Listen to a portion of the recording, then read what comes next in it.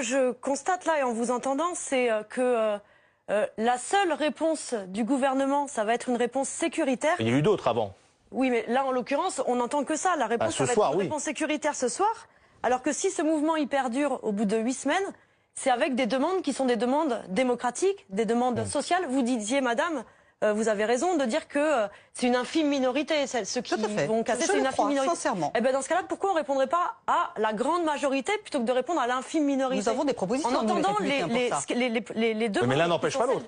Ben non, mais là, en l'occurrence... Vous êtes en train de dire que la violence s'exprime parce que finalement le gouvernement ne répond pas à l'attente des Gilets jaunes, c'est ça? Je dis que si le gouvernement veut que la violence se calme, s'il veut apporter une réponse à ce mouvement, c'est pas par du sécuritaire, c'est en apportant une réponse aux demandes qui sont portées dans la rue par le peuple français. Il y a eu déjà une réponse, il y a le grand débat, le gouvernement dit mais jouez le jeu du grand débat plutôt de jouer le jeu de la violence. Le grand débat, là surtout on voit, quand on écoute, il n'y a pas besoin d'un grand débat pour entendre ce que demandent les Gilets jaunes.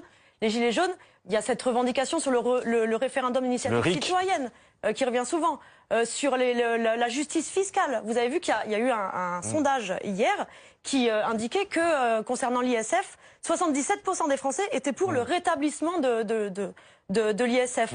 Et alors si on organise un grand débat, en même temps, le gouvernement nous dit on va organiser un grand débat, mais on reviendra jamais sur l'ISF, on rétablira jamais l'ISF. Donc là, il y a des contradictions. Donc je dis que si le gouvernement veut arrêter de jouer au pyromane et veut faire en sorte que les violences cessent, qu'on se retrouve pas dans la rue, supprimer l'ISF, il faut entendre, mettre en place écouter et répondre aux revendications qui sont. Alors même